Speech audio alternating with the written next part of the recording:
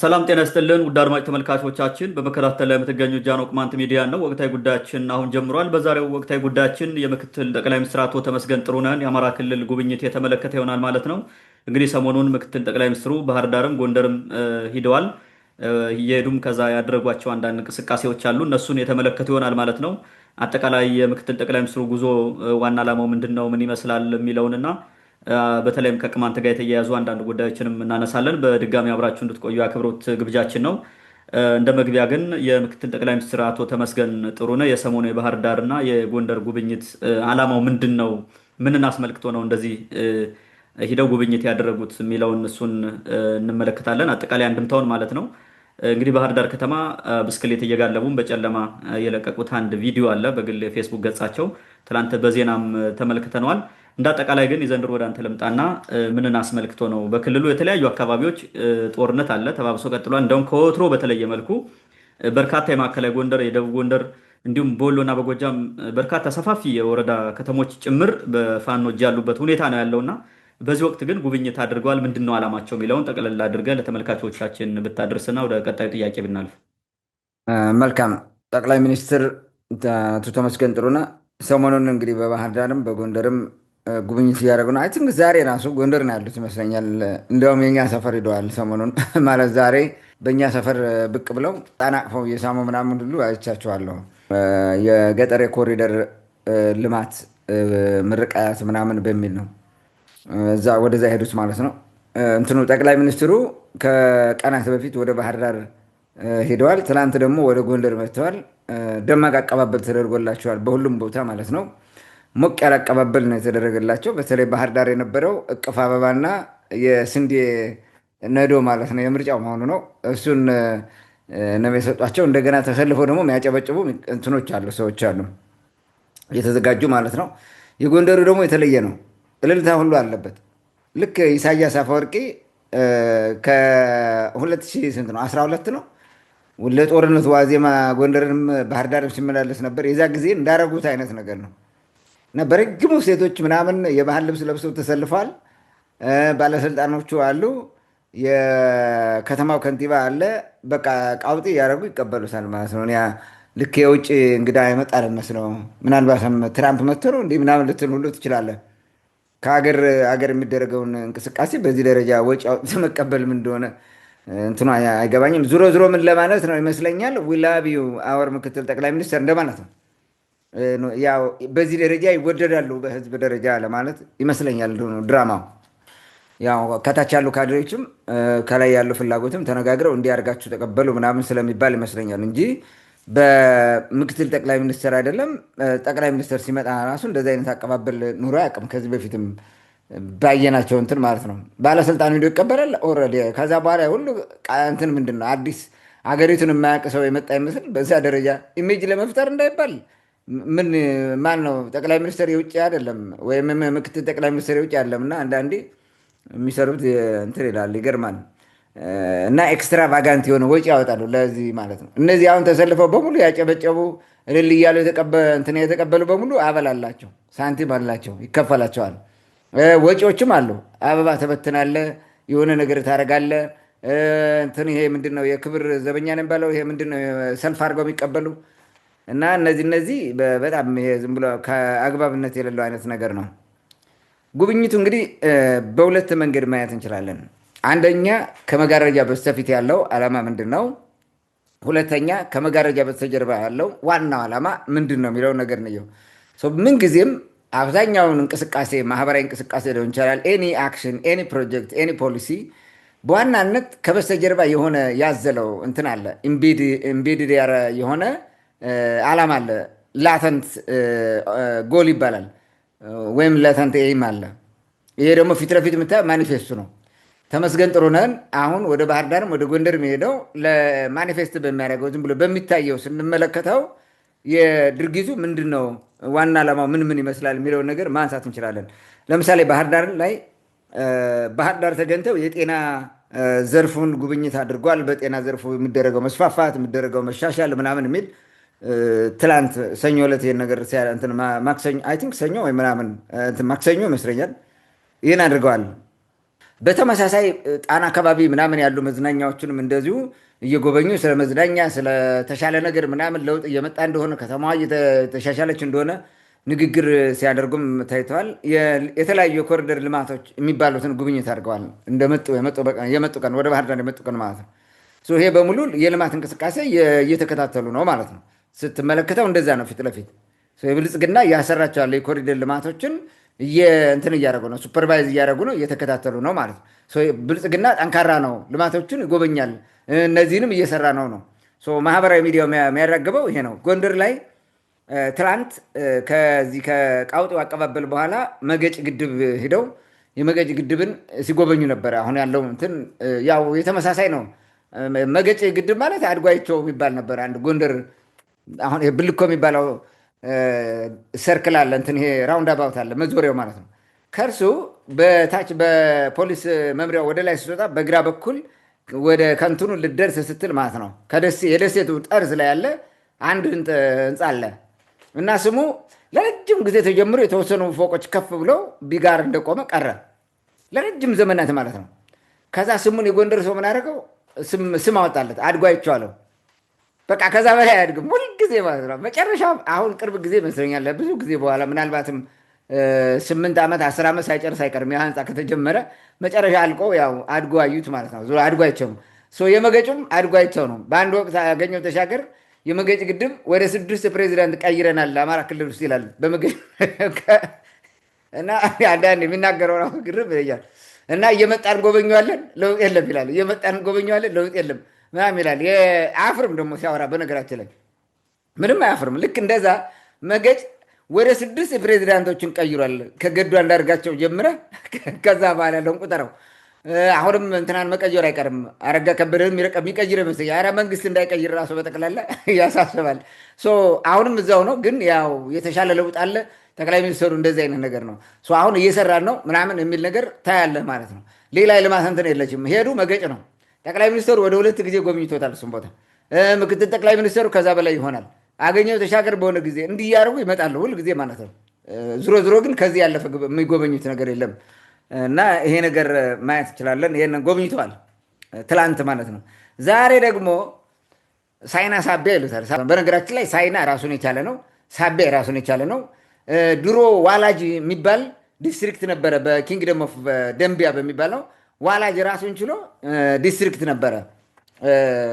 ሳቢያን፣ ሳይናን፣ አማኑኤልን እና ሸንበቂትን አይተን ከርከርም ጨምር ይሆናል። እንደዛ ዋላጅ ነው የሚባለው።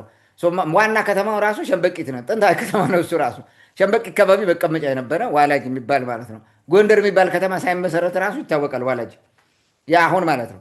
አሁን ሳባ ሳይና የሚባለው ሁለቱም ባንድ አድርገው ቀበሌ ያድርገውታል እና ወደ ጎንደር ከተማ አካተውት ማለት ነው። የቅማንት ቀበሌ ነው እሱ ማለት ነው። ከእሱ እንግዲህ እንትን ሰርተዋል፣ የገጠር ኮሪደር የሚባል ማለት ነው።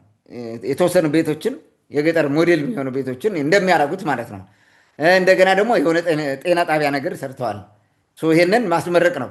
ስለዚህ የግዴታ ወደ ጎንደር ለመሄድ ወይም ያን ድብቁን አጀንዳ ለመስራት ወደ ጎንደር ለመሄድ ምክንያት ሊኖረው ይገባል። ዝም ብለህ ሄደህ ከተመለስክ ችግር ነው። ሄደህ የምትታይበት ከልማት ጋር ከህዝብ ጋር የምትገናኝበት ነገር ያስፈልጋል። እነዚህ ሲሰሩ የቆዩ ፕሮጀክቶች ናቸው። ይህ አሁን የገጠር ኮሪደር ማሳያ ተብሎ ማለት ነው። ስለዚህ ጎንደር የገጠር ማሳያ አለው። ከተማውን እያለማን ስለሆነ ለገጠሩ ነው። የት እንስራ ብለው ሲያስቡ ፋኖ የሌለበት ሰፈር መፈለግ ነበረባቸው።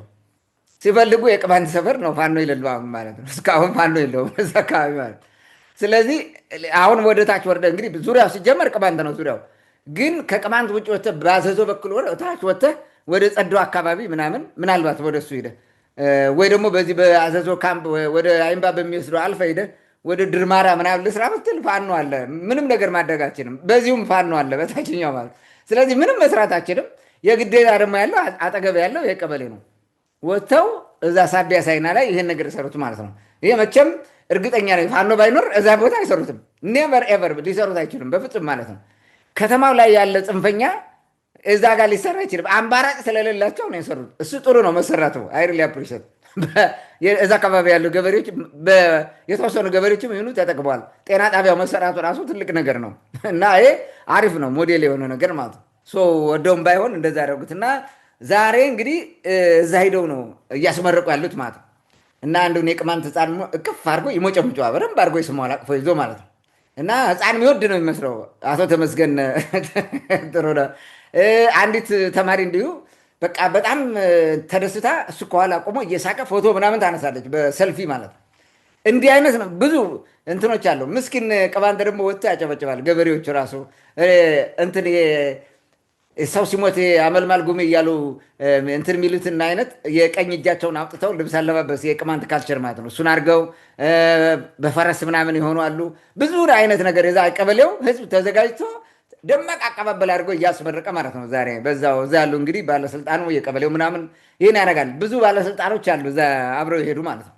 የባህር ዳር ከባቢ የሚቀመጥ አንድ የፋርዛው እንትን አለ የብልጽግና ጽህፈት ቤት ኃላፊ ምናምን አንድ ሰው አለ። እሱ እና የከተማው እዛ ባለስልጣናት እዚሁ የጎንደር ከተማ ማለት ነው ማዘጋጃ ምናምን ያሉት እነሱ አብረው አሉ። ያው ያን እያደረጉ ሲያስመርቅ እንግዲህ የሚታይ ነገር አለው። መልእክት አቶ ተመስገን ጥሩነህ ያስተላለፉት መልእክት እንደዚህ ያደረጉት ምናምን የሚል በርካታ እንትኖች አሉ፣ ፎቶዎች ማለት ነው። በአንድ ፖስት 26 30 10 ምናምን ፎቶዎችን ነው የሚለጥፉት።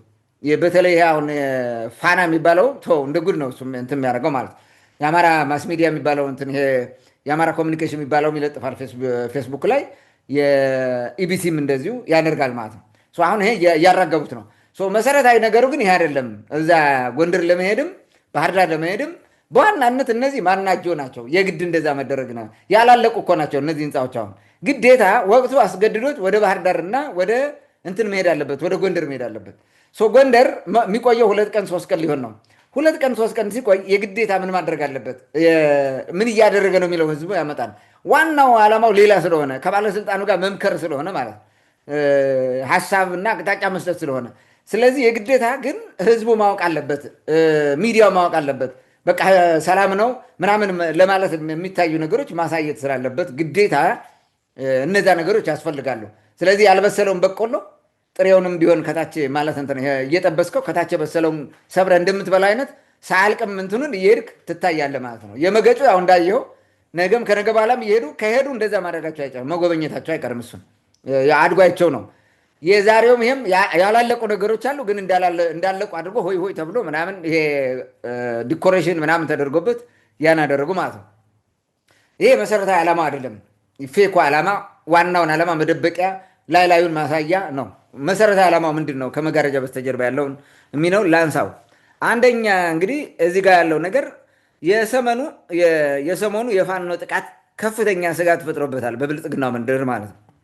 ደቡብ ጎንደር 2 ጊዜ ተጠቅቷል።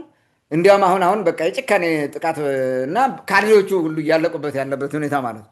የወረዳ ካድሪ በተለይ ደራ ሙስት የሚባለው አሁን የደረሰው ነገር ስታየው በጣም ዘግናኝ ነው። በጣም ከፍተኛ የሆነ ጥፋት ነው የመጣው። ጋይንት ከባቢ በቃ ደቡብ ጎንደር የሚባል ኦልሬዲ ትንንሹ ካድሪ በወረዳ ደረጃ ያለው በከፍተኛ ሁኔታ እየተጎዳ ነው። ንብረት እየወደመ ነው። አሁን ይሄ ደራ ማለት ለባህር ዳር በጣም ቅርብ ነው። ትልቅ ስጋት ነው። ነገ ባህር ዳር አታክ ይደረጋል የሚል ስጋት አላቸው። እንደገና ደግሞ በጎንደር ከባቢ ብትመጣ ይሄ አሁን በዚህ ወደ ምዕራብ አቅጣጫ ያለው ማዕከላዊ ጎንደር ተብሎ ይሄ አለፋ፣ ጣቁሳ፣ ደንቢያ፣ ምዕራብ ደንቢያ የመሳሰሉት ብዙ ችግር ገጥሞቸዋል። በጣም አደገኛ የሆነ ሁኔታ ማለት ነው። ወድመዋል ብዙዎቹ ማለት ነው። ሰሞኑን ደግሞ ትላንት እንደዘገብ ነው ባለፈው እሁድ ይመስለኛል ቅዳሜ ወይ እሁድ የጉምብሪት የሚባለው አዘዞ አፍንጫ ላይ ያለው ማለት ነው የ40 ደቂቃ ወይንም የ40 ደቂቃ መንገድ ነው የሚሆነው ከቀበሮ ሜዳ ከሚባለው አዘዞ ወጥተህ አሁን አዲስ የተሰራው መናኸሪያ አለ አይደል? አውቶቡስ ተራ ከሱ ወጥተህ ወደ ጭልጋ በሚወስደው መንገድ ዳገቱን ስትወጣ ያለው ሜዳው ላይ ያለው ማለት ነው። እሱ ቀበሮ ሜዳ የሚባለው እሱ መሰለኝ። ከሱ ወደ ሰሜን አቅጣጫ ትሄዳለህ፣ ወደ ሮቢት መውሰጃው ማለት ነው።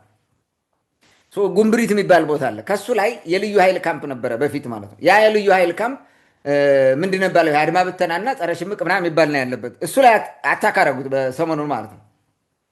እና በርካታ ጉዳት ደርሷል እዛ የነበሩ ማለት ነው። እንዲያውም አንድ የአዘዞ ጸዳ አዘዞ ነው ምናምን የሚሉት ክፍለ ከተማ የፖሊስ እንትን ይሄ የሚሊሻ ስምሪት ምናምን ኃላፊ የሚባል አንድ ሰው ተገሏል። ትላንት ያው በዜናው ስለዘገብ ነው ማለት ነው። አፍንጫው ላይ ነው እዛው። መከላከያውም እዚህ ቀበሮ ሜዳ የሚባለው ካምፕ ተቀምጦ ምንም አያደርግም ዝም። እንዲያው ለእንትኑ ለማስፈራራት እንኳን የሆነ ነገር መተኮስ አልቻለም። እንደ ሞርተር ምናምን ዝም ብለህ አግድመህ እንኳን መተኮስ አልቻለም። ማስደንገጫ ማለት ነው። እና እነዛ ጥቃት ደረሰባቸው። ዝም ብሎ ሳይቆይ አለቀ በቃ እንደዛ ሆነ። ይሄ አሁን ወደ ከተማው የቀረበ ነገር ነው። ማስደንገጫ ይሆናል ብዬ አስባለሁ። ይሄ ነገር ችግር ፈጥሮባቸዋል። አሁን ድንጋጤ ማለት ነው። ባለፈው መከላከያን ከአካባቢው አውጥተው ከትግራይ ጋር ይኖራል ማለት ጦርነት ይኖራል በሚል የተደረገው ነገር ለፋኖ ልብ ሰጥቶት ጥቃቱን እዚህ ውስጥ አደረገው።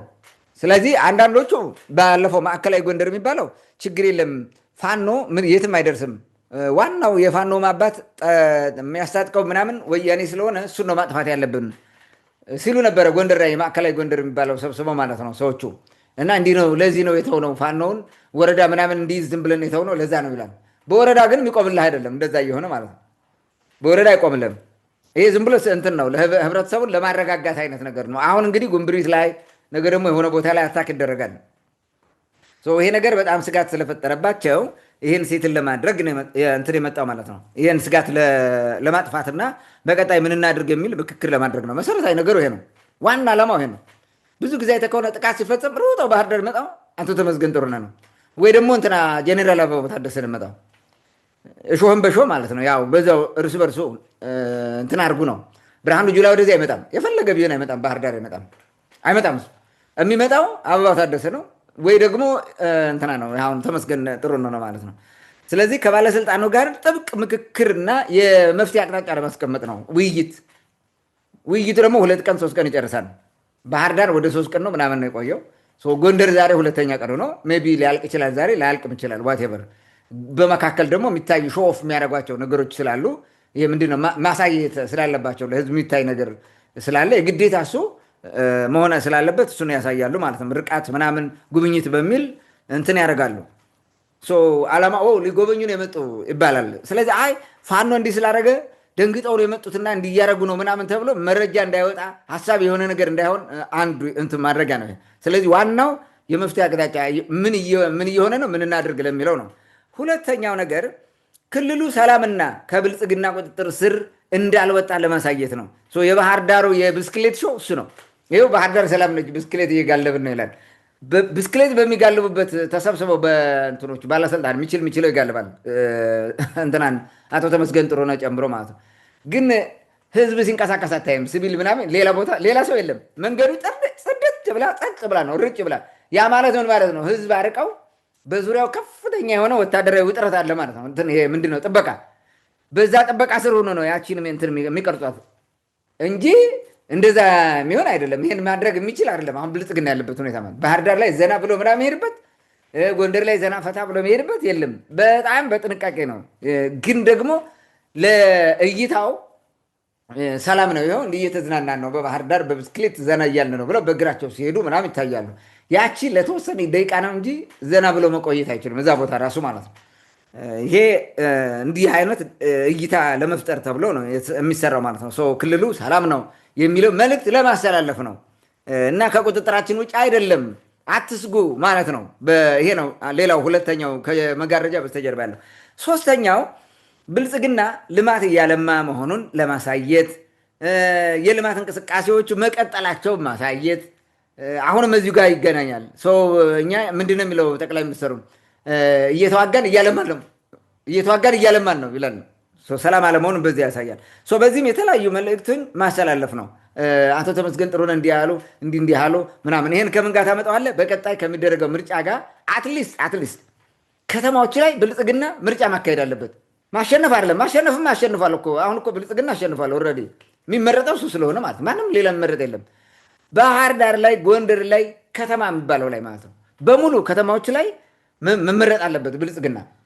ስለዚህ የግዴታ እችንም እንትኗን አሁን እንደ ስጦታ አድርገው ስንዴ ምናምን የሚያቀርቡልህ እንድትመርጡ ነው፣ ልማት እየሰራ ነው የሚልም ከዛው እግረ መንገዱን ለማሳየት የታቀደ ነው ማለት ነው። በዋናነት ግን ክልሉ ሰላም ነው ምናምን የሚል ነገር ለማሳየትና የአካባቢ ያለውን ችግር ለመፍታት ከባለስልጣናቶች ጋር የመምከር ጉዳይ ነው። እየመከሩ እንዴት አድርገን እንከላከል፣ በምን መንገድ ይህን ነገር እንስራው፣ ምንድነው ምናምን የሚለው አቅጣጫ ከጠቅላይ ሚኒስትር ወይም ከሌሎች የተሰጡትን እሱን ማወያየትና መደብ መስጠት ነው ለባለስልጣኑ ማለት ነው። ታንክ ዩ መልካም እንግዲህ ምክትል ጠቅላይ ሚኒስትር አቶ ተመስገን ጥሩነህ የሰሞኑ የባህር ዳርና የጎንደር ጉዟቸው ምን ይመስላል? ዋና ዓላማው ምንድን ነው? ፊት ለፊት ያለውና ከበስተጀርባ ያለው ዓላማ ምንድን ነው የሚለውን በተመለከተ ለሰጠን ማብራሪያ ከልብ አመሰግናለሁ። እንግዲህ ዋናውና ትልቁ ጭብጡ ከበስተጀርባ ያለው አሁን ክልሉ ካለበት ቀውስ አንጻር ከቁጥጥራችን አልወጣም፣ ክልሉ ሰላም ነው ለማለት ያክል እንደሆነና ያው እዛ አካባቢ ያለውን እንቅስቃሴ ቅድም እንዳልከው ሾን በሾን እንደሚባለው በተደጋጋሚም ያው በአማራ ክልል ውስጥ ያሉ ባለስልጣናትም በተደጋጋሚ ስለሚሄዱ ትልቁ ማሳያም እንደሆነ ምንም ጥርጥር የለውም ማለት ነው። እንግዲህ በተለይ የጎንደር እንትኑን አቀባበሉን አይተው ከሆነ ሁሌ የማይጠፉ እንትኖች አሉ። የሃይማኖት አባቶች እንበላቸው እነ አባይ ኡራኔም ጨምሮ ፈገግ እያሉ በፍንጭት ጥርሳቸው አሉ። ሸኮችም ፓስተሮችም አለ በየቦታው እንደዚህ የተለመዱ ናቸው። እንግዲህ ከባለስልጣን ጋር ፎቶ እየተነሱ መለጠፍ ምናምን የተለመደ ጉዳይም ስለሆነ ያው አቀባበሉም ያየኸው ነው፣ ተናግረዋል ብዙዎችን። ሌላው በተለይ ደግሞ እዚህ ከምርጫው ጋር ምናምን በተያያዘ በነገራችን ላይ ማለት ነው ብዙ የማይነገር ነገር ባለፈው የፋኖ የሚባለው ምርጫ በአማራ ክልል አይደረግም ካገኘን በቃ ስለ ምርጫ የሚያወራ የሚሰራም ካገኘን እንገላለን አይነት መግለጫ ምናምን ሲሰጥ ነበርና ጀምረዋል። በጣም ብዙ ልጆች እየተሳደዱ ነው። መንግስት ራሱ ምርጫ አስፈጻሚዎችን ፎቶ አተለጥፉ ብሎ በውስጥ መረጃ እንትን ብሏል። ማስጠንቀቂያ ምናምን ተሰጥቷል። እንደውም አንድ ልጅ ማርከን ብለው ስለ ምርጫ ቅስቀሳ እየሰራ ምዝገባ እየሰራ ማረክ ነው ብለው ማለት ነው ኢንተርቪው እያደረጉት ነበረ። እንዴት እንደሚያንገላቱት ማለት ነው። እና በጣም ችግር ውስጥ ነው ያለው እዛ። በተለይ እንዳልከው በቃ ከተሞች ላይ ብቻ ለማድረግ ያው የስሙላ ስለሆነ እንደሚያሸንፍም እርግጠኛ ስለሆነ እንዳሸነፈም እርግጠኛ ስለሆነ እንጂ አሁን ባለው ሁኔታ ምርጫ እንዴት ይካሄዳል የሚለው ሁኔታዎች ይፈቅዳሉ የሚለው እንደማይፈቅድ ይታወቃል።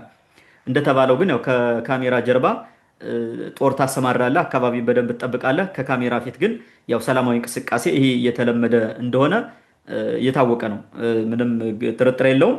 እኔ ግን አንድ መልእክት ማስተላለፍ የምፈልገው በተለይ ቅድም ያልካቸው ዝም ብሎ ባለስልጣናትን ሲያዩ ፎቶ እየተነሱ የሚለጥፉ ሰዎች እነሱ ሰዎች ቢጠነቀቁ ነው ደስ ይለኛል። ህፃናት ምናምን አይልም ፋኖ ታውቃለህ። እዚህ በፊት ከባለስልጣን ጋር ግንኙነት አለ፣ ዘመድ ነው፣ እንደዚህ አብረ ፎቶ ተነስታል ብለው የሚገሉት ሰው አለ፣ ይህ ይታወቃል። እና በግላችሁ ላይ ጥንቃቄ ብታደርጉ የሚል መልእክት አለ። ማለት ለደህንነታችሁ ነው፣ ይህ ከክፋት ምናምን አይደለም። ያው የሰሞኑን ጉዳይም እያያችሁት ስለሆነ የባለስልጣን ዘመድ የምን ዘመድ እየተባለ የሚያልቀውን ስለምናይ ማለት ነው። ቅድም እንዳልከው ደቡብ ጎንደር በሙሉ አብዛኛው ሰሞኑን ያለቀው በመቶዎች የሚቆጠር ጸረ ሽምቅ፣ ሰላም አስከባሪ፣ ሚሊሻ፣ ፖሊስ፣ ኢቨን መከላከያ ባለስልጣን ከ20 በላይ እንደተገደለም ሲነገር ነበረ። ይህን ሰሞኑን ደቡብ ጎንደር አይተህ ከሆነ ለቅሶ ምናምን የጀግና ሽኝት ምናምን እያሉ ባነር እያሰሩ ያው የተለመደ አማራ ክልል የለቅሶ ድምቀት አለ። ለቅሶ ያሳምራል ህዝቡ። እንደዚ አይነት ሸዎች አሉ በብዛት። ከማዕከላዊ ጎንደርም ያው ቅድም የጠቀስካቸው ቦታዎች አሁንም በፋኖ ስር ናቸው። ሙሉ የመንግስት ተቋም የጤና ተቋም ሳይቀር የህዝብ አገልግሎት የሚሰጥ ተቋማት ሳይቀር ወድመዋል። ይህን ሁላ ሸፍነው ነው እየተንቀሳቀሱ ያሉት። ኢቨን ምስራቅ በለሳና ምዕራብ በለሳ የሚባለው ምስራቅ የሚባለው ወደ ሰሜን ጎንደር መሰለኝ፣ ምዕራብ የሚባለው ወደ ማዕከላዊ ጎንደር፣ ይህ ሁለቱም በፋኖ እጅ እንደነበረ ሰሞኑን ራሱ ባለስልጣናቱ ያመኑበት ሁኔታ ነበረ። ይህን ሁላ አፍነው ነው እንግዲህ ቅድም ያልካቸውን ድብቅ ዓላማዎች ለማሳካት ወይም በዛ ጉዳይ ለመወያየት ከሚመለከተው አካል ጋር ጠቅላይ ሚኒስትሩ ምክትሉ አማራ ክልል የከተሙት ማለት ነው። ይህን በዚህ እንለፈውና ምክትል ጠቅላይ ሚኒስትሩ ወደ ቅማንት አካባቢ ሂደው ያደረጓቸውን ሁኔታዎች ቅድም የተወሰነ ጥያቄ እንትን ሀሳብ አንስተ ነበርና እንግዲህ አቶ ተመስገን ጥሩነህ የቅማንት ኮሚቴን ከራሳቸው ጋሻ ጃግሬዎች ጋር ሆነው እስር ቤት ጠራርገው አጉረዋል። እስር ቤት ሳይሆን ማጎሪያ ቤት አስቀምጠዋል። ከዛ በኋላ ደግሞ ሳይንስ አብያ ሂደው የቅማንት ህፃናትን አቅፈው ሲስሙ ታይተዋል። እና አጠቃላይ ይህን ሁኔታ እንዴት ታይዋለህ? ወደ አንተ ልምጣና እንዴት ይታያል የሚለውን ጥያቄ ብትመልስልን። መልካም። እንግዲህ የቅማንት ኮሚቴን ተጠራርጎ እንዲታሰር ካደረጉት መካከል ቀንደኛው አቶ ተመስገን ጥሩነህ ናቸው። አቶ ተመስገን ጥሩነህ የአዲስ አበባ ላይ ሆኖ የሰሩት ሴራ አለ። አክቹዋሊ እሱ ነው ማውራት ስለሚደብር ማለት ነው። እና ቀንደኛው ይሄ 2015 18 ላይ ያ ሁሉ ሰው 430 የሚሆኑ ሰዎች እንዲገቡ ያደረገበት ዋናው እሱ ነው። ያን የተቀበለው ደግሞ የማን ነው? በኋላ አሁን የመለስ ፋውንዴሽን የሚባለው ሄዶ ዳይሬክተር የሆነው ሰውዬ ማለት ነው። ያ ደሳለኝ ጣሰው የሚባለው ሰውዬ ነው ተቀብሎ ያደረጉት። ከነዚህ ጋር ሆኖ ነው ያን የሰራው። በዋናነት ትልቁ ሚና የተጫወተው ይሄ ሰውዬ ነው። ትልቁን ሚና የተጫወተው ማለት ነው። አስገዳጅ በሆነ መንገድ አታለው ካስገቡ በኋላ አስገዳጅ በሆነ መንገድ ስራ ሰርተው በዛ ደረጃ የሄዱበትና የቅማንት ኮሚቴ ሙሉ በሙሉ እስር ቤት ገብቶ ያለምንም ፍርድ ያለምንም የፍርድ ቤት ውሳኔ እስር ቤት ገብቶ ተዘፍዝፎ እስካሁን ቁጭ እንዲል ማለት ነው። ፍዳቸው እንዲቆጥሩ አሁን ልብ በል ስንት ዓመት ሆናቸው? 3 ዓመት አልፏቸዋል እነዛኞቹ። ከሳ በፊት የታሰሩ ደግሞ በርካታዎች አሉ። እነዚህ ሁሉ ፍዳቸውን ቆጥራለሁ እየማቀቁ ማለት ነው። የቅማንት ጥያቄ ታፍኖ ማለት ነው። ጥያቄ እንዳይነሳ ነው ኮሚቴ የታሰረው። ህብረተሰቡ ጥያቄ ማንሳት አይችልም። አሁን ታፍኖ ማለት የራሳቸውን ካድሬ ያሰማርተው የቅማንትን ጥያቄ አጨናግፎ ለማስቀረት ከሚሰሩ ሰዎች ዋናው ተመስገን ጥሩነህ ነው፣ ቀንዳሙ ማለት ነው። አሁን ይሄ ኮሚቴዎቹን ለመብታቸው ለህዝቡ መብት የሚታገልን ኮሚቴ ጠራርጎ አስሮ የቅማንትን ህፃን ሂዶ አቅፎ ሲስም ስታየው ምን አይነት ሰይጣንነት ነው? ግጥም አድርጎ ነው የሚያውቀው ያ ቦታ የቅማንት ቦታ እንደሆነ እንደማያውቅ አይደለም፣ ያውቃል ከአስከፈ ማለት ነው። ከዚህ በፊት የት ነው የሆነ ቦታ ሄዶ አይ ቲንክ ችራ ነው የሆነ ቦታ ሄዶ የአትክልት ልማት ምናምን እንትን ቀርጾ ፎቶ ተነስቶ እዛ ፎቶ አምጥቶ አርማጭሆ ብሎ ታች አርማጭሆ ብሎ ሳንጃ ነው ምናምን ሌላ ቦታ አድርጎ እንትን ለጠፈ ከራሱ ፔጅ ማለት ደለብረትሊ እንደዛ ሲያደርጉ ነው የነበረው። ቅድም እንዳልኩ የጭንቀት እዛ ቦታ እንዲሰራ ተደርጎ ነው እንጂ ቅማንት እንዲጠፋ ተወስኖ ዲኔ የሚደረግ ከመሰረተ ልማቶቹ በሙሉ ዲኔ የሚደረግ መሰረተ ልማት እንዳያገኝ የሚደረግ መሬቶቹን በተለያየ መንገድ እንትን እያሉ እየጠቀለሉ እየወሰዱ ማለት የጎንደር ከተማ የገጠር ቀበሌዎች ተብሎ የተወሰዱት እኮ ነገ መሬት ለማስፋፋት እኮ ነው እንደፈለጉ ሊዘርፉ ማለት ነው። ይሄ ለዛ ነው እንጂ ወደው እዛ ከከተማዋ እንትን አድርገው ምናምን አይደለም። ሆን ተብሎ ነገ እነዚህ በሙሉ አሁን ወደ ከተማ እንትን እያደረጉ መሬት እየቸበቸቡ የሚበሉበት ነው። ምስኪን ቅማንት በቃ የመሬቱ ተጠቃሚ አይደለም። አርባባ ወለቃ የሚባለው አሁን ምን እንደሆነ ብዙ ሰዎች እንደፈለገ እንትን ያደርጋሉ። ሲፈልጉ ደግሞ የጨረቃ ቤት ነው ብሎ ያስፈርሷቸዋል። ችግር ላይ ነው ያለው አካባቢ ማለት ነው። እሱን አሁን ሂዶ አያይም። የሄደው ሳቢያ ነው። በአንገረብን በታች ተሻግረህ ወለቃንና አርባባውን ወደ ግራ ትተህ ነው የምትሄደው። በቃ አለቀ። ከዛ ያችን አድርገህ ሰርቷል በሰላም መጥተህ ማለት ነው። የሚታይ ነገር ያብለጨለጨው እዛ ሰው ግዴታ ወጣ የሚባለው በቃ ሊቀመንበሩ ምናምን ይወጣል። ገበሬው ምንም ማድረግ አይችልም። ወጥቶ አብሮ ፎቶ ምናምን ተነስቷል። ህፃናትን እንደዛ በዛ ደረጃ ማለት የአቅፎ የሚስመው ትንሽዬ ልጅ የ2 ዓመት ህፃን ነው የሚሆነው ስገምተው። በግራ እጁ የኢትዮጵያ ባንዲራ ይዟል። ከዛ ብድግ አድርጎ አቅፎ ይስመዋል። ፎቶ ተነስቶ ምናምን ይለቀቃል። እና አባቱን እየገደለ ወደፊት ራዩን እያጠፋ ማንነቱን እየጨፈለቀ ሲስም እየነከሰው እኮ ነው። ህፃኑ ምንም አያውቅም፣ ግን እየነከሰው እንደሆነ ማለት ነው። አንዳንዴ አሁን ኮብራ እባብ የሆነ ነገር መጥቶ ቢስምህ ማለት ነው። እስኪ አስበው አንተ መርዛም እባብ ሲስምህ ምን እንደምትሰማህ ማለት ነው። እንደዛ ቆጠረው። እና በጣም በሚያሳዝን ሁኔታ ነው ይህን ስራ የሰሩት ማለት ነው። እና ቅድም እንዳልኩ በሌላ መንደር ወጥተው መስራት ስለማይችሉ ነው እዛ ጋር ሄደው። ስለዚህ ግዴታው ስለሆነ እዛ ቦታ ስለሰሩት ሌላ መስሪያ ማሳያ ስለሌላቸው የግድ እዛ መስሪያ ስለነበረባቸው እንጂ አይሰሩትም ነበረ። ሰላም ቢሆን ፋኖ የሚባል በዛ ዙሪያ ባይኖር የተረጋጋ ነገር ቢኖር ቅማንትን በካልቸው ብለው ነው የሚሄዱት እንጂ እዛ ሄደው የሚሰሩት ነገር የላቸው። በምንም መንገድ አይሰሩም። ዊ ነው ዛት። እናም እንግዲህ ተመስገን ጥሩነህ ድራማው ለድራማ መስሪያ ነው። የህፃኑም የሚያዘው ለድራማ መስሪያነቱ ድራማ ሊሰሩበት ነው እንጂ ለሌላ አደረገም። ተመስገን ጥሩነህ በ2015 ቅድም እንዳልኩ በዛ ደረጃ የቅማንትን ኮሚቴ በጭካኔ እንደዛ አርገው አስረው ዛሬ ምንም ነገር እኮ የለም። ተመልሰው ራሱ ይሄ ነገር እንዳይነሳ አፍነው ይዘው እዛ መጥቶ ሲደራገም ስታየው በጣም ያሳዝናል። እኔ ምን እንደሚያተርፉ አይገባኝም። በታሪክ እኮ ትልቅ የታሪክ ስብራት ነው። እንጽፈዋለን እኮ ይህ ሁሉ ይጻፋል፣ ምን እያደረጉ እንደሆነ ማለት ነው። ታሪኩን አበላሽቶ መሄድ ምን ያደርግለታል? የቅማንት ጥያቄ እንዲመለስ ከመስራት ነበረ እንጂ አሁን እንደዚህ ደመሳም የሆነ ጎጆ ሰራለት ምናምን ጤና ጣቢያ ሰራለት ለራሱ ፍላጎት ለራሱ ፖለቲካ ስትል ነው ሰራለት። ለቅማንት አዝሎ የሚሰራ የለም። ኔቨር መጥቶ ያን አደረገ። ከዛ ሄዶ እንደዚህ አይነት ነገር ያደርጋል። በጣም ነው የሚያሳዝነው። እንግዲህ ቅማንትን በማፈንና በማሳደድ በማፈናቀል በህይወቱ ላይ አደጋ አምጥተህ ብዙ ሰዎችን በመግደል ግንባር ቀደም እንቅስቃሴ የተንቀሳቀሱት እነዚህ እኮ ናቸው። ቅማንትን ጁንታ እያለ ሲያስጨፈጭፍ የነበረ እኮ ይሄ ነው። አብሮም የሚሰራው ሲሰራ የነበረ ይሄ ነው። ዊ ነው ዛት። ይሄ 2013 ያ ሁሉ ከባድ ጭፍጨፋ 2012 ያ ሁሉ ሲደረግ አብሮ ነበረ እዛ ቁጭ ብሎ ማለት ነው። በነገራችን ላይ 2012 ያ ሁሉ ቅማንት ችግር ደርሶበት ቤቱ ተቀምቶ ቀበሌ 18 ምናምን የሚባለው እስካሁን ያልተመለሰ ቤት አለ እኮ እስከ ዛሬ ይህን ዙሮ እኮ የለም። እና ይሄ በጣም ሹፈት ነው። በጣም በቅማንት ህዝብ ላይ ቀልድ ነው። እና የዛሬው ህፃን መሳምና ምስኪን ገበሬዎቻችን ደግሞ ወጥተው የተወሰኑ ማለት ነው እያጨበጨቡ እየደገፉት ምናምን የተነሳ ፎቶ ለፕሮፓጋንዳ ነው። ያ የፕሮፓጋንዳው ኦልሬዲ ሰው ሰርቷል። ዋናው እሱ ነው። ሌላ ምንም ነገር የለውም። አላማ የለውም። እነሱን ስለወደደ ምንም አይደለም። ለፕሮፓጋንዳ ነው፣ ተጠቅሞባቸዋል ማለት ነው። የዋ ህዝብ እንግዲህ በካድሬው ግዴታ እንዲወጣ ይደረጋል። ትንሽ ትንሽ የማበል ሊሰጥ ይችላል። አበል ባይኖርም በቃ ግዴታ ያው ማጨብጨቡ መደገፉ ምናምን መንግስት መጣላችሁ ሲባል መንግስት ያይናል እንዴ ብለው የተገፋ ህዝብ ምናምን ወጥተው እንግዲህ ያን ነገር እንትን አድርጓል ማለት ነው። ወጥተው ተቀብለውታል፣ አጨብጭበው ተቀብለውታል ማለት ነው። ይሄ የብልጽግና ድራማ አንዱ ክፍል ነው። ህዝብን ከመብቱ ገድቦ መብቱን አፍኖ ፕሮፓጋንዳ መስራት ግን እጅግ በጣም አሳዛኝ ነው። አሳዛኝ የታሪክ ቆሻሻነት ነው። ኤኒዌይስ አሁንም የቅማንት ጥያቄ በመመለስ ነው ቅማንት መካስ የሚቻለው። የፈለግከው ህንፃ ብሰራለት፣ የፈለግከው መንገድ ብሰራለት ምንም ይሄ ካሳ አይሆነም ለቅማንት ህዝብ። የቅማንት ህዝብ የጠየቀው ጥያቄ አለ፣ የመብት ጥያቄ። ግማሹ ተመልሶ ግማሹ ቁሟል። ያኛው ደግሞ ማንነቱን ጉዳይ ነው የተመለሰው። አስተዳደር እስከሌለው ድረስ ማንነቱ ይጠፋል። ማንነቱ የሚጠብቅበት አስተዳደር የለውም። ቋንቋው የሚያሳደግበት መንገድ የለውም። ባህሉን ወጉን የሚጠብቅበት አስተዳደር የለውም። ታፍኖ ስቲል እስካሁን ማለት ነው።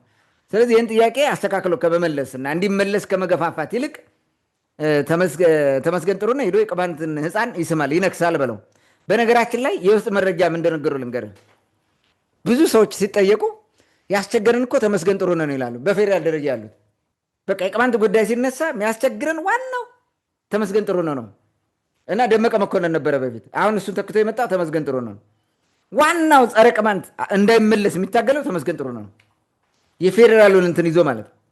እና አብይ እንኳን ፍላጎት ቢኖራቸው ይሄን ለማድረግ ዋናው ተመስገን ጥሩነህ ነው። ተመስገን ጥሩነህ ጋር መጣላት አይፈልግም አብይ። ምክንያቱም ቀኝ እጁ ነው። ለዚህ ለአሻጥሮ ፖለቲካ ቀኝ እጅ ናቸው፣ አብረው ነው የሚሰሩት። ስለዚህ ይህን ነገር እናድርግ ቢል አይቀበሉም። እና ይሄ በጣም እየሳቀ ክፉ ነገር አይናገርም። ቀስ ብሎ ለዘዝ ብሎ ትልቅ ስራ የሚሰራው ይህ ሰውዬ ነው፣ ቅማንትን በማፈን ማለት ነው።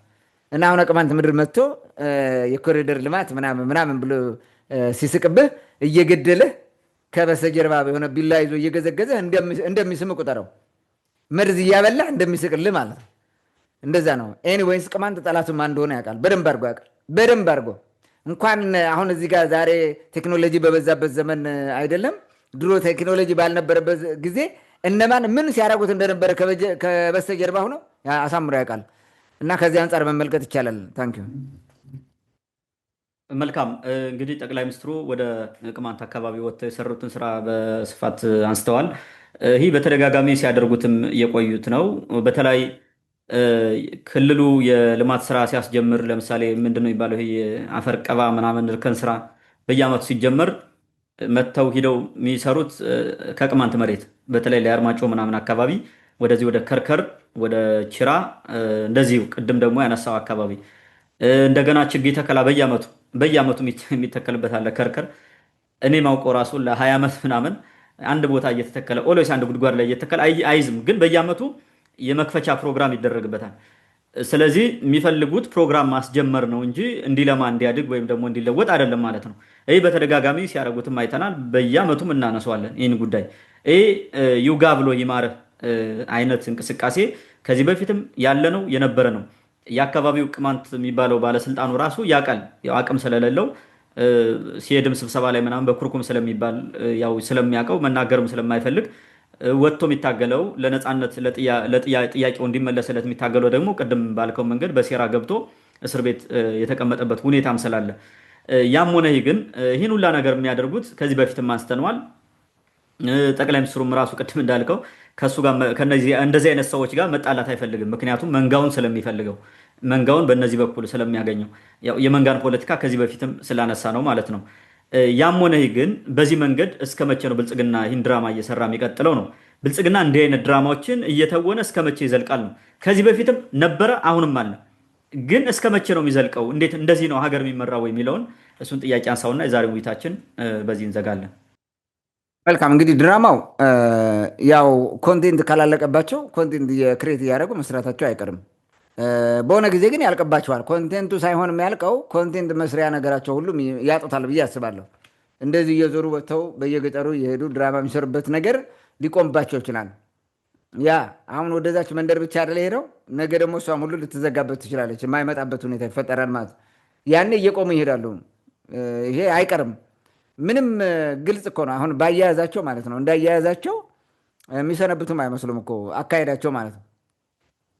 ምክንያቱም ተው የፈለገ ይሁን አንዱን አካባቢን ለአማጭ ያስረክበ አንዱ አካባቢ ብቻ እየመጣ እንትና የምታደርገው ነገር የሆነ ጊዜ በቃ አቅም የለህም ማለት ነው።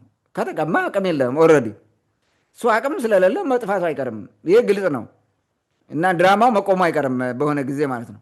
ብልጽግና ያለው አቅም ደካማ ነው። ማድረግ የሚችለው ይሄ ነው። ኮንቴንት ክሬት ማድረግ፣ ድራማ መስራት፣ ሴራ መስራት ምናምን ነው። ከዚህ ባለፈ ምንም ነገር መስራት አይችልም። የህግ የበላይነትን ማስከበር አይችልም። እንኳን የህግ የበላይነት ለህዝቡ ሊያመጣለት ለራሱ ራሱ እያለቃል። ባለስልጣኑ አሁን ጥሩ ሆኗል። በነገራችን ላይ ዋናው ባለስልጣኑም ነበረ ይሄን የሚያደርገው አይደለም። በወረዳ በምን ያለው አሁን እሱ ራሱ እየቀመሰ ነው የምሩን ማለት ነው። እርስ በርሱ የመከላከያ ሰራዊቱ ደግሞ ቁጭ ብሎ እያየ ነው። እርስ በርስ ተጋደል እኛ አንሞትም አይነት ነገር ማለት ነው።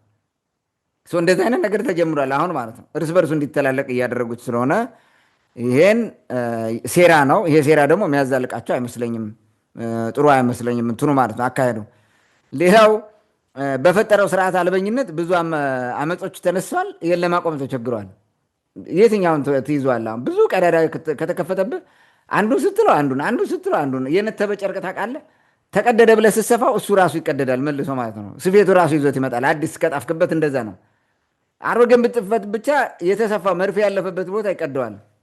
እና ሁልጊዜ እንደዚ አይነት ይህን ስትለው ይህን በቃ ቀዳዳ በቀዳዳ የምትሆነው ምናልባት መጨረሻ ላይ ድርቶ በድርቶ ሆነ ትጠፋለህ። በቃ ቅማል ምናምን አፍርቶብህ ታልቃለህ። አሁን ብልጽግና እንደዛ እያደረገ ነው ያለው። በዚህ ያለውን ጠገድኩ ይላል ይሄዳል፣ በዚህ ያለውን ይሄዳል። ምንም ነገር እንትን የለውም። ከዚህ በላይ በጣም የሚያሳዝነው ለሱዳን አማጺ ድጋፍ ምናምን ይሰጣል። በእርግጥ ይህን ባለፈው ተናግረናል። ሱዳኑም ራሱ ለኢትዮጵያ አማጺ እያገዘ ስለሆነ በእንትኑ በመልሱ ምናምን ግን ራሱ እዚህ ውስጥ ያለውን ነገር መቋቋም ሳይችል እንዴት ነው ለሌላ የሚያግዘው የሚለው ራሱን አንዳንድ ግራ ይገባኛል እሱ ማለት ነው። እና እስከቻለው ድረስ ከተማዎችን ተቆጣጥሮ መዝለቅ ይፈልጋል። ምርጫም ከተማዎች ላይ ይደረጋል። ቪዲዮ የሚቀረጠው ብዙ ጊዜ ከተማው ነው። ከዛ በኋላ አሸንፊያለሁ ብሎ ይቀጥላል። ድራማው ይቀጥላል ማለት ነው። ሳምታይምስ ኢን ዘ ፊውቸር ኢት ዊል ስቶፕ። ምንም እንትን ጥርጥር የለውም እሱ። ሌላው በአማራ ክልል ያለውን አመፅ ማቆም አልቻለም እንደምታየው ማለት ነው። አሁን ካድሬዎችና የክልሉ ታጣቂዎች እነሱ እንዲጋፈጡ አድርጓል። መከላከያው ዝም ብሏል። መጨረሻ ላይ ደግሞ መከላከያና ራሱ ይሄኛው ይጣላል፣ አሳልፎ ይሰጡታል። ከዛ በኋላ ብልጽግና የሚባል ያልቅለታል። ወደዛ ነው የሚሄደው። ምንም እንትን የለውም። የሚሰሩት አካሄድ በሙሉ ይሄ ሲውሳይድ ነው የሚሰሩት ማለት ነው። የመጀመሪያ ፍሮም ዘ ቬሪ ቢጊኒንግ ብልጽግና ሲመጣ በወንጌል ምን የሚል አለ መሰለህ? አዲሱን የወይን ጠጅ አሮጌው አቆማዳ ውስጥ ማስቀመጥ የለብህም፣ ወይ ደግሞ አሮጌውን የወይን ጠጅ አዲሱ አቆማዳ ላይ ማስቀመጥ የለብህም። አዲሱን ከአዲሱ አሮጌውን ከአሮጌ ነው እንጂ ነው። ምክንያቱም ይቻቻላል። አዲሱ ይበለዋል። አዲስ አቆማዳ ካረከው ግን ይችላል። ብልጽግና አሮጌ አቆማዳዎችን ነው የሰበሰበው ፍሮም ዘ ቨሪ ቢጊኒንግ ማለት ነው። አሮጌ አቆማዳዎች ማለት ምን ማለት ነው? የኢህአዴግ ካድሬ የነበረውን እንዳለ ገልብጦ ነው ያመጣው። ኤክሴፕት የትግራይ ተወላጅ የሆኑትን ብቻ እኮ እንትን ያደረገው ሪሙቭ አድርጎ ሌላውን በሙሉ ብልጽግና የሚል እንትን ሰጠው ማለት ነው። ስም ነው የተቀየረው። ኮንቴንት አልተቀየረም። ዲሲፕሊን አልተቀየረም። የፖለቲካ ርዕዮት አልተቀየረም። አዲስ የፖለቲካ ርዕዮት የለም። ድሮ ወያኔ ባሰረጸባቸው ፖለቲካ ውስጥ መጡት ማለት ነው። አሁን ያንን ትተው ዋናው ከወያኔ ነፃ መሆናቸውን አይነት ነገር ነው ካድሬው ያራገበው። ከዛ በኋላ ምን ይሰራሉ? የየራሱ መንገድ ማምጣት፣ የየራሱን ሴራ መስራት። ኢቭን መንግስት ውስጡ ነው ብልጽግና ውስጡ ነው ብልጽግና ለመጣል ይሰራል። በእንደዚህ አይነት መደናቆር ውስጥ ነው ያለው። ስለዚህ ቅድም ያልኩ ማለት ነው አሮጌውን አሮጌ ልብስ ላይ አዲስ እራፊ ወይንም ጨርቅ አትጥፍበትም፣ ይቀደዋል። ቅድም እንዳልኩት እንደዚህ አይነት ነገር ነው የመጣው። ሰው መሰረታዊ ችግሩ ይሄ ነው። በዚህ ሂደት እንዴት አድርጎ ያቆመዋል? አሁን ብልጽግና እንዴት አድርጎ ነው የገጠመውን በየአካባቢ ያለውን አመፅ ሊያቆመው የሚችለው ማለት ነው? ይሄ በጣም አስቸጋሪ የሆነ ሁኔታ ፈጥሮበታል። ስለዚህ የግዴታ ለጊዜው መንገታገት ግድ ነው። ሜይ ቢ የነገን ተስፋ ይዘህ ምናምን መሄድ እንትን አሁን ስትመለከተው ይሄ ነው። እንዲያውም ምን ማለት ጀምረዋል? እኛ የፈለገ ቢሆን አንወድቅም ነው የሚሉት። ኦልሬዲ እኮ ብልጽግና ወድቋል። ኮንትሮል ማድረግ የማይችላቸው የሀገሪቱ ክፍል በጣም በርካታ ናቸው። ኦሮሚያ አብዛኛውን እንትን ቦታ ኮንትሮል ያደረገው፣ አማራ ክልል የሚባለው አብዛኛውን ቦታ ብለው አሁን ኮንትሮል ማድረግ አይችልም። በመኪና መሄድ ይችላል የመንግስት ባለስልጣን ከአዲስ አበባ ወደ ባህር ዳር? በፍጹም። እንኳን የመንግስት ባለስልጣን ተራው ህዝብ ራሱ መሄድ በጣም እየፈራ ነው። አስቸጋሪ ነው ሁኔታው ማለት ነው።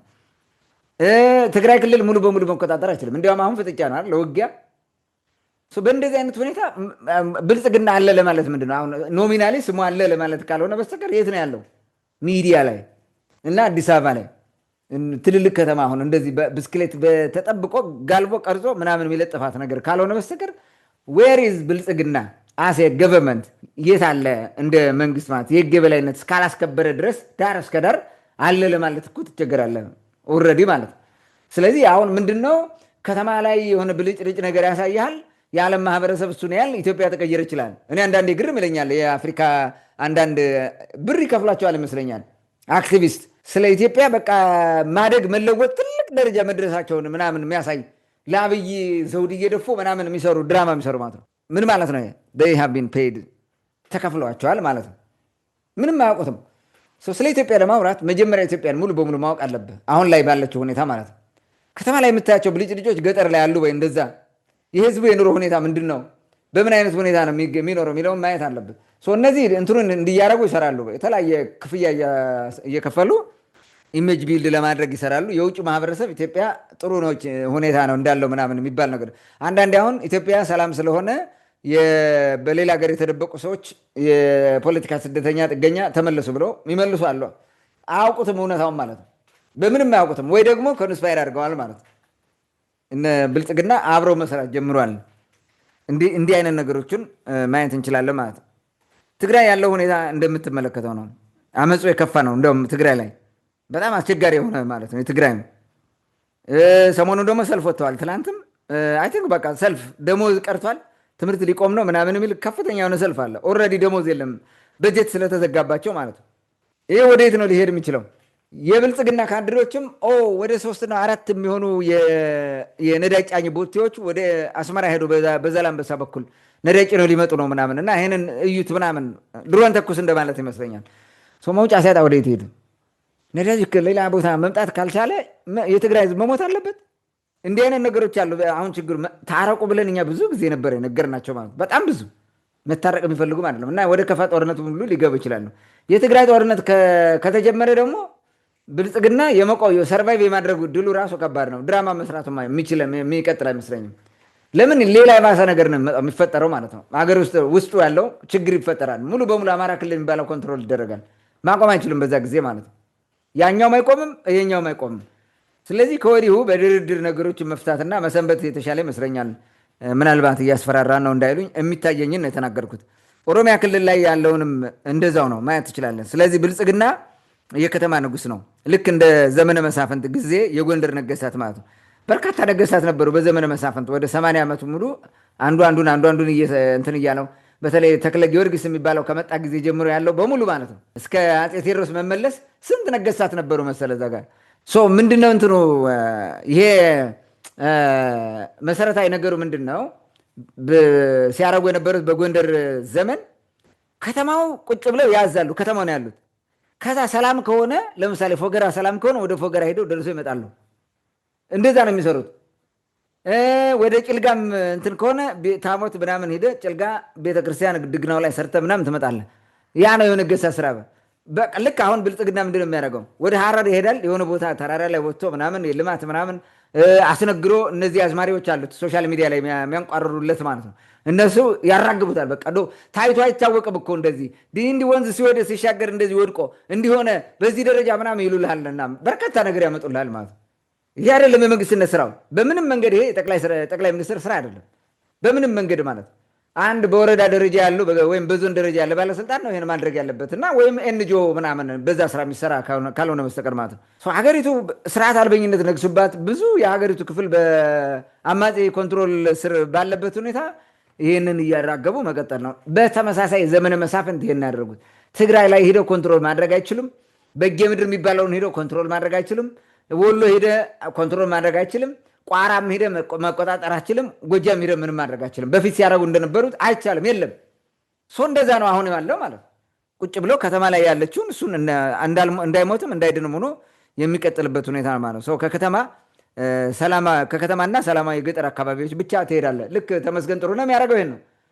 ሳቢያ ሳይና ምንም ነገር ስለሌለ ሰላማዊ ስለሆነ ነው በነፃነት ሂዶ ዘና ፈታ ብሎ የመጣው እንጂ ሌላ ቦታ መሄድ አይችልም። ይህንን ስትመለከተው ብልጽግና እስከ መቼ ነው የሚዘልቀው የሚለው ማየት ትችላለህ። እንትኑ መነጽሩ ማለት ነው ምን ያክል ጊዜ እንደሚቆይ በጣም የሚገርመው። ኦኬ ብልጽግናን እንደዚህ አሁን ሚተች ሚዲያ ልክ እንደ ጃኖ ቅማንት ሚዲያ ከሆነ ብሎክ ያደርገዋል። ላይቭ የምትወጣበትን ሰዓት አጥንተው እንዳትታይ ያደርገዋል። 6 ሰው 3 ሰው ብቻ እያየ እንዲጠፋ ማለት ነው። ይሄን ሁሉ ይሰራሉ በሚገርም ሁኔታ ማለት ነው። የእነሱን ደግሞ ያራግባሉ።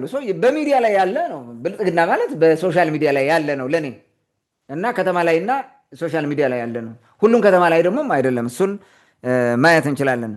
በጣም የሚገርመው ይሄ ችግር ለህዝብ አይናገሩም። ይህን አሁን የምነግርን ችግር ማለት የሆነ ቦታ ጥቃት ቢደርስባቸው የሆነ ቦታ ከተማ ቢቀሙ የሆነ ነገር አይናገሩም በፍጹም። በሌላ ሶሻል ሚዲያ ላይ የሚያውቀው ህዝቡ ራሱ ማለት በመንግስት ሚዲያ አይዘገብም። ካለፈ በኋላ የሆነ ነገር አድርገው ተመክረው እንዲሁ ነው ይዘገብ ብሎ አዘጋጅተው ለእነሱ እንዲመች አድርገው ይዘግባሉ። ይሄ ነው የሚያደርጉት። ምን ማለት ነው? ከደበቅ ምን አለ ማለት ነው? ካፓሲቲ የለህም ማለት ነው። አቅም የለህም ማለት ነው። ስለዚህ እየደበቅ ነው። ተገርፈ ዝም ትላለህ። በሰላህን አታሳይም። ነውር ነው። በቃ ኩራት ምናምን ስላለ ማለት ነው። አልተገረፍኩም ነው። ውጣ ዝም ትላለህ። በቃ አለቀ። ከዛ ሰው ዘወር ሲል ታካለ ማለት ነው። ከሚዲያ በስተጀርባ ይጨንቃል። ከሚዲያው ላይ መተስታቀር በቃ ምንም ችግር እንደሌለ ምናምን ነው። ይሄን ማየት ትችላለህ። ዳንኤል ክብረት ወጥቶ በምሬት የተናገረው ነገር እኮ ብልጽግና መናደሩን የሚያሳይ እኮ የውጭ ዜጋ ሆናችሁ ምናምን መታችሁ አትቀበሩ ምናምን ቱዳ ተክስተንት ማለት ነው። እንዴ ተወልደ ያደጉበት እኮ ነው። ለምንድን ነው አስከሬናቸው የማይቀበረው? ግን ይሄ ምሬቱን ነው እንትን የሚያሳየው ማለት ነው። በምን ደረጃ እንዳሉ ማለት ነው። ስጋታቸውን፣ ምሬታቸውን፣ ፍራስትሬሽናቸውን የሚያሳይ ነው እንጂ አንድ ሰልፍ ኮንፊደንስ ያለው መንግስት የመንግስት ባለስልጣን በምንም መንገድ ወጥቶ ተራ የሆነ ነገር አያወራም። ይሄን ማለት ነው ሊያወራው አይችልም። ስለዚህ እነዚህን ስትመለከት ያለውን ችግር በደንብ ማየት ትችላለህ። ሚዲያዎቹ ችግሮቹን አይናገሩም። ዝም ብለው እንትን ብቻ ነው የሚያወሩት። የሆነ ስራ እንደተሰራ ወይም ደግሞ ብዙ ጊዜ የጠቅላይ ሚኒስትሩ ንግግር ብቻ ነው። አሁን ገብተህ ብታይ የመንግስት ሚዲያዎችን ብታያቸው በሙሉ እና የመንግስት ደጋፊ የሆነው እንደ ፋና ምናምን የሚባሉት በሙሉ የአብይ ነው የምትወርደው። በቃ እኔ አንዳንዴ ሸማ ይዛቸው እላለሁ ወይ ሙሉን አያስተላልፈውም። ቁርጥ አድርገህ መለጠፍ ነው በቃ ሌላ ነገር የለውም። እና ይህንን ማየት እንችላለን። ይሄ ደግሞ የደካማ መንግስት መገለጫ ነው። ማሳያው እንደዛ ነው። አፍኖ ለመግዛት ስልቱ ያለው ድራማ መስራትና አንዳንዶቹም ደግሞ መሸወድ ማለት ነው። ምን ማለት ነው? ህዝብን ከመረጃ ማራቅ ማለት ነው። በመንግስት ደረጃ መሰጠት ያለባቸው መረጃዎች አሉ። ከነሱ ታፍነዋል። ይህን ነገር እንትን ያደርጋሉ። አንዳንዴ ላይክ አሁን የምክር ቤት ስብሰባን እኮ እንዳይተላለፍ ያደርጋሉ። የአማራ ክልል ምክር ቤት እኮ አያስተላልፍም። የኦሮሚያ ክልል ምክር ቤት እኮ አያስተላልፍም። ታውቃለህ? የምክር ቤት ማለት የተወካዮች ምክር ቤት ነው በሞስት ፕሮባብሊ የሆነ የሚያሳልፈው። በተለይ ጠቅላይ ሚኒስትር ገብቶ ምናምን የሚናገር ከሆነ እሱ ብቻ የሚተላለፈው ላይ ነው። አብዛኛው አይተላለፉም። ለምን? ኮንፊደንስ የላቸውም ማለት ነው። እዛ የሚነሳው ንግግር ይፈራሉ። የሚነሳ ነገር ሌላ ነገር ቢኖር አፍነው በማስቀረት ነው። ምክንያቱም ከዛ በፊት ላይቭ ሲያስተላልፉ ብዙ እንትኖቹ ህጸጦች ምናምን እና ብዙ የሚታዩ ነገሮች ይወጣሉ። ስለዚህ ያለ ማስቀረት ያፍናሉ። ሰልፍ ኮንፊደንስ የላቸውም፣ ፈርተዋል ማለት ነው። ይሄ የሚያሳየን ይህን ስለሆነ እንግዲህ አቅመ ቢስ ስለሆነ እንኳን በአማጽያን ላይ በራሱ ኮራፕት በሆኑ ባለስልጣን ላይ እንኳን እርምጃ መውሰድ አይችል። አገኘሁ ተሻገር በአንድ ወቅት የሚታይ ማለት የታየ የተጋለጠ እንዲያውም ራሱ መንግስት ብሩ በብድር ነው ምናምን ብላችሁ የወሰዳችሁትን ብር መልሱ ብሎ እስከሚጻፍ 36 ሚሊዮን ብር የዘረፈ አሁን የፌዴሬሽን ምክር ቤት እንትን ነው። እንዲያውም ቤተ መንግስቱ ከባቢ አይጠፋም፣ ጠጅ ይጠጣል እዛ እየሄደ። አገኘሁ ተሻገር ዛሬ በዚህ ደረጃ ነው ትልቅ ባለስልጣን ማለት ነው። በህዝቦች ዕጣ ፈንታ ላይ ወጥቶ ይናገራል እንደፈለገ ማለት ነው።